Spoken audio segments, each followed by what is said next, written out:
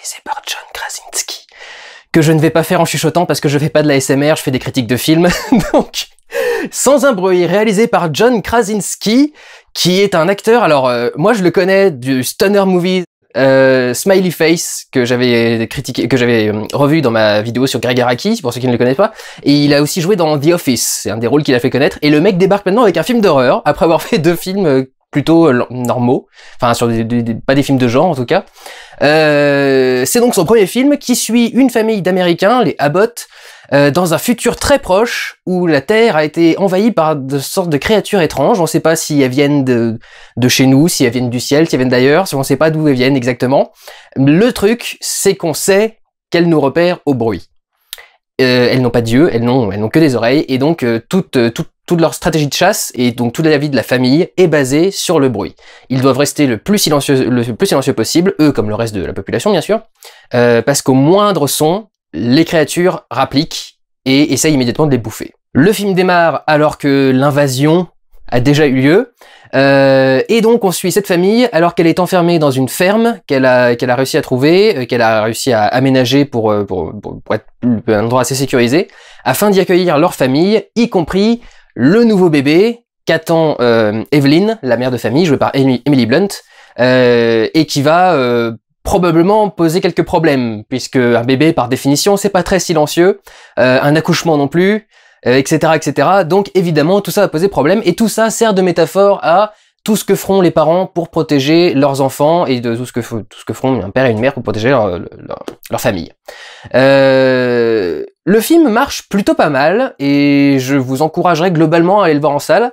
Je trouve qu'il y a 2-3 petits défauts qui, avec le thème du script, n'ont pas vraiment de sens, et qui pourraient être mineurs, mais quand même, ça paraît un peu majeur quand même, je y reviendrai dans 2 secondes. En termes d'horreur, c'est beaucoup plus traditionnel que le Hérédité dont j'ai parlé la semaine dernière, qui était de l'horreur à l'ancienne, avec des plans très lents, de l'atmosphère, etc. Alors, ça n'a pas loupé, il y en a qui sont passés complètement à côté du film. Ça, c'est plus traditionnel déjà, parce que le film entier reposant sur la question du son, le silence est la principale chose que le film va travailler, et tout ce qui vient gêner le silence, forcément vous fera sursauter. D'un côté, c'est logique, d'un autre côté, il joue beaucoup trop là-dessus, parce qu'il y a certains moments où vraiment c'est... vous savez, c'est le truc typique, quoi, c'est le bras qui sort de l'ombre d'un coup, et le truc, c'est qu'il le traite vraiment comme un jumpscare, parce que t'as une petite musique au-dessus qui vient te rajouter un petit... quelque chose dans ce genre-là, avec dès qu'il y a une main qui sort, dès qu'il y a quelqu'un qui passe devant une caméra, tout ce genre-là. Moi, j'ai plus de mal avec ça. Justement, c'est cette horreur-là qui a plus de mal à me parler, parce que c'est irritant. Et parce que c'est trop facile.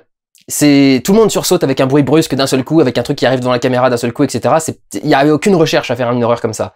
Reste que je suis prêt à le pardonner au film, parce que le thème traité est vachement intéressant et la métaphore est intéressante. La métaphore des parents qui doivent donc protéger leurs enfants et leur famille. Donc même si c'est pas le genre d'horreur que j'aime le plus, je vous l'accorde, le film passe bien, et du coup je vous le recommanderais. Au niveau technique, évidemment, ça se fait avec des choses, alors bon, le travail du son, j'y viendrai plus tard, c'est assez évident. Il y a quelque chose qui est intéressant aussi, c'est pour travailler la dichotomie entre le danger et les moments plus calmes. Il y a un travail de la lumière qui est vachement prononcé, déjà causé par leur installation de sécurité défensive autour de la maison. Il y a une couleur spécifique pour les moments où tout va bien, une couleur spécifique pour les moments où danger, il y a peut-être une créature dans le coin, il y a peut-être un truc étrange qui se passe. Mais aussi au niveau de la lumière normale, c'est-à-dire que c'est de la lumière très naturelle, je crois, globalement. J'ai pas l'impression que ça a été très rehaussé, surtout que c'est beaucoup tourné en extérieur et en vrai extérieur, c'est pas du studio, ils ont vraiment construit la ferme par exemple, et ils sont vraiment allés dans un champ pour tourner le truc.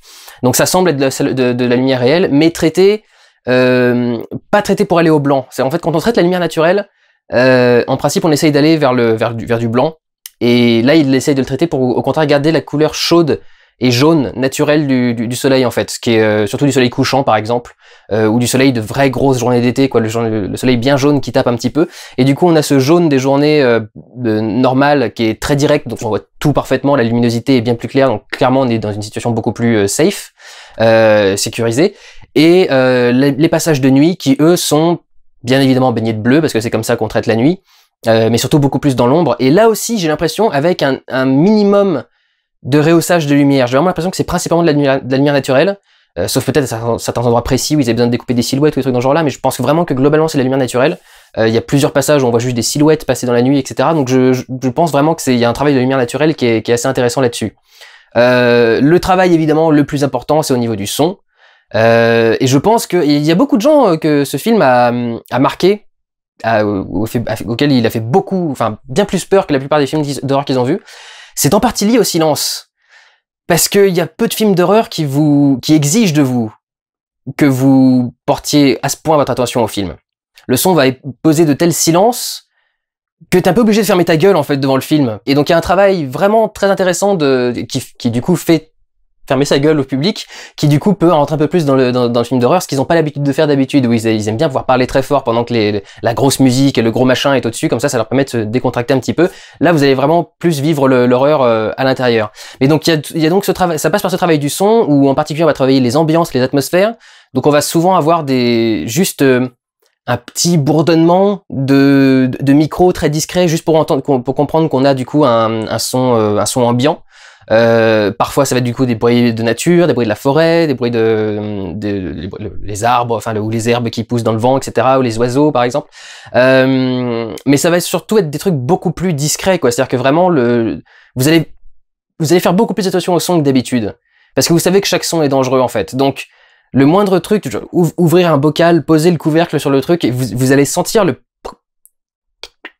du truc que vous posez sur le bureau, quoi. C'est vraiment, tous les sons sont très importants à ce niveau-là, et du coup il faut travailler du coup ces ambiances-là. Il va y avoir un travail assez réaliste également du son. Par exemple, le son extérieur ambiant par exemple du chant va diminuer quand on suit un personnage qui va rentrer dans une maison, et quand on rentre dans la maison et que du coup les sons sont atténués par la maison, le son va vraiment être atténué, vous allez vraiment sentir les différences de hauteur de son, et vous allez vraiment commencer à porter très très attention au son justement. Donc c'est assez intéressant. Un autre petit point, c'est qu'il y a un personnage qui depuis le début est muet, et on le dit pas dans le film parce que ça se comprend très facilement, c'est-à-dire qu'à chaque fois qu'il faut un plan sur eux, on n'a pas ce bruit d'atmosphère, ce bruit d'ambiance latent, on a d'un seul coup un bourdonnement assez étouffé.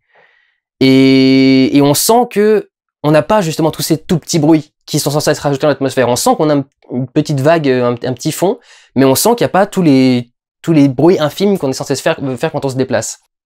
Comme je suis sur le son, du coup, peut-être revenir sur, pour moi, 2 petits défauts du film, mais qui sont un peu centraux à l'histoire en fait.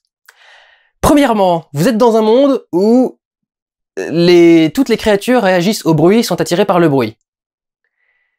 Et vous décidez d'avoir un enfant. Je sais bien, hein, faut continuer l'espèce, etc. Faut essayer de garder l'espoir, mais quand même, s'il y a bien un truc qui est collé à la définition du mot bruit, c'est bébé, quoi. On fait pas plus clair. Donc, le truc, c'est que tel que les bandes annonces l'avaient vendu, j'avais l'impression qu'elle était déjà enceinte avant l'attaque, et que du coup, il fallait gérer le fait qu'elle soit enceinte après. Et en fait, quand on voit le film, c'est pas du tout le cas. Alors d'ailleurs, au passage, je suis très heureux que ce ne soit pas du tout le cas, parce que ce qui se passe dans cette introduction, pour ceux qui ont vu le film, mais je rêvais de le voir arriver depuis la première image où ce personnage est arrivé à l'écran, quoi. Et dès qu'il a commencé à regarder sa navette de merde, là, je n'avais que ça en tête, et du coup, quand la scène est arrivée, j'ai fait oui, parce que putain, idiot, quoi. Bon, bref. Donc voilà, je pensais qu'elle était déjà enceinte et que c'était du coup un problème à régler. Non, non, la meuf tombe enceinte une fois que t'as les créatures qui sont arrivées. Alors, dans le thème de protéger sa famille, rajouter l'élément le plus bruyant possible à la famille, ça me paraît contre-productif. Aussi contre-productif que mon deuxième défaut, à nouveau, tout est basé sur le fait qu'il faille faire le moins de bruit possible, qu'il ne faut absolument pas se faire détecter. Et donc, pour vivre dans un endroit pratique et dans lequel il n'y aura jamais aucun bruit, les personnages vont dans une vieille ferme en bois. Alors c'est peut-être une déformation parce que mon père est architecte et je connais un peu le truc des maisons de bois. Il n'y a rien de plus bruyant qu'une maison de bois. Littéralement, quand vous êtes dans une maison de bois, vous pouvez suivre les déplacements de chaque membre de la famille uniquement au grincement du plancher. Et c'est là-dedans que vous allez cacher votre famille. Est-ce qu'il n'y a pas du foutage de gueule? Dans des conditions comme celle-ci, les gars, ils cherchent une maison en béton. C'est obligatoire. Alors, je veux bien qu'il faut être un peu proche de la campagne pour pouvoir faire grandir les champs, etc. Trouver une maison de banlieue, quoi. Avec un jardin assez grand. Il y a d'autres solutions à trouver, mais ça, c'est là que il y a souvent on me demande pourquoi est-ce que sur certains films je m'énerve vraiment beaucoup et sur certains films beaucoup moins. Là, c'est un problème qui est vraiment lié à l'histoire, quoi. Tout le scénario est centré sur l'idée, faites le moins de bruit possible. Les gars vont dans une maison en bois, il y a un truc qui va pas. Foncièrement, il y a un truc qui va pas là-dedans. Donc ça me pose vraiment souci. Je trouve que c'est des petites erreurs un peu basiques. C'est genre, avec le nombre de mecs qui se font des abris anti-atomiques avec des gros silos en béton, des trucs en machin, enterrés sous le sol, etc., ils auraient pas pu vivre là-dedans plutôt que dans une maison en bois qui craque de partout. Sérieux, quoi. Donc, c'est con, il y a ces tout petits trucs qui viennent me perturber, mais et qui m'empêchent vraiment de dire que c'est un très bon film, parce que je trouve que c'est vraiment des défauts qui n'ont pas de sens avec l'histoire, du coup. Les gars ont installé tout un centre de sécurité avec des caméras partout. Il n'y a pas une caméra qui a un angle intéressant pour voir s'il y a effectivement quelque chose qui arrive ou pas, parce que jamais dans le film ça ne va servir. Jamais. À aucun moment du film. Je crois à la toute fin, ça sert. Mais pendant tout le reste du film, les gars ils pourraient tranquillement être devant un moniteur pour voir ce qui se passe. Eh ben non. Après je peux pas être entièrement contre non plus, parce qu'il y a des trucs qui sont très bien gérés, quoi. C'est la scène de l'accouchement, elle est ultra tendue. Enfin, je veux dire, effectivement, dès que la scène débarque, t'es en train de serrer les fesses, mais puissance 10. Et il y a plein de choses intéressantes sur justement la création de cet univers, le fait que les gens laissent des chemins de poussière derrière eux, comment est-ce qu'ils adaptent la vie quotidienne. Parce qu'on réfléchit pas à tout ce qu'il y a à quel point notre vie quotidienne est bruyante, justement. Et d'un autre côté, il y a des choses qui viennent complètement foutre la merde, quoi. Il y a un moment où, donc, les aliens fonctionnent au son. Enfin, je sais pas si c'est des aliens, des monstres, des créatures, on sait pas. Ils fonctionnent au son, quoi qu'il en soit. Sauf à une scène où il y a un personnage important qui ne fait aucun bruit particulier, mais tu ne sais pas pour quelle raison. La créature sait exactement où il est et il se ramasse une mandale mais monstrueuse, etc. Donc, qui d'ailleurs pourtant ne le tue pas du premier coup, alors que d'habitude ils font des one shot à chaque fois. Mais c'est ça qui est un peu chiant, quoi. C'est que t'es habitué justement à fonctionner sur une certaine logique, et d'un coup quand ça arrange le scénario, la logique est plus respectée et tu fais ça n'a pas de sens, quoi. Quand cette scène-là débarque, tu regardes le truc et tu fais mais qu'est-ce qu'il a fait comme bruit? Qu'est-ce qu'il a fait pour être repéré? Enfin, il est sur le chemin de poussière, pourquoi? Donc c'est très space, quoi, et c'est une vraie contradiction avec tout le reste. Donc c'est un petit peu ennuyeux quand même comme truc.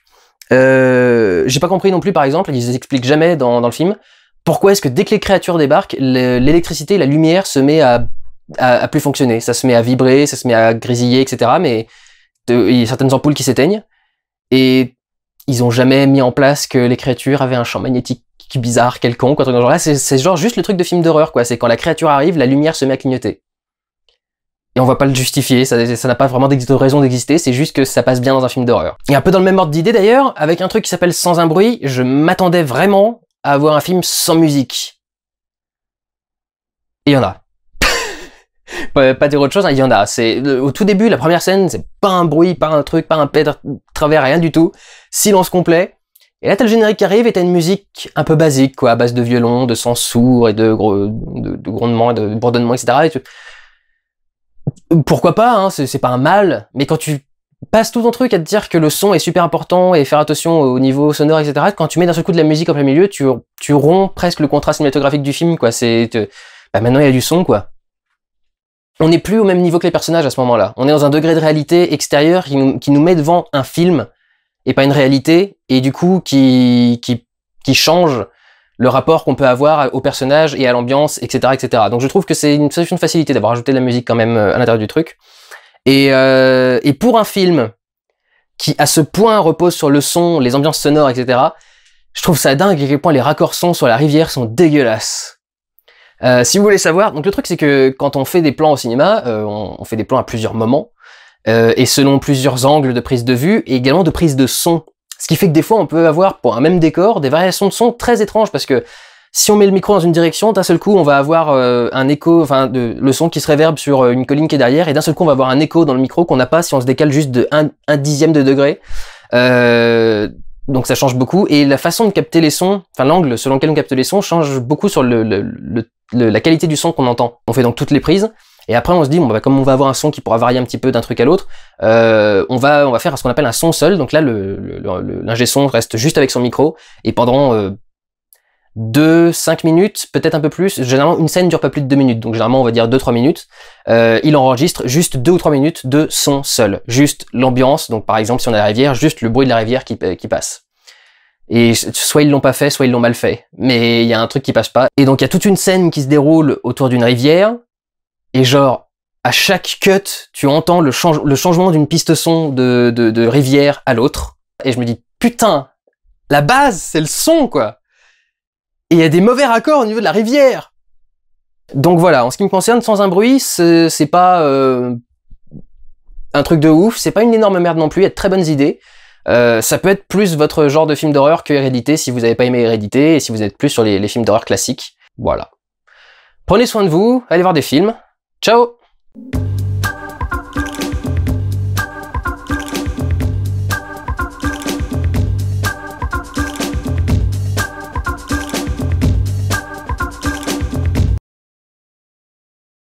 Bonjour tout le monde.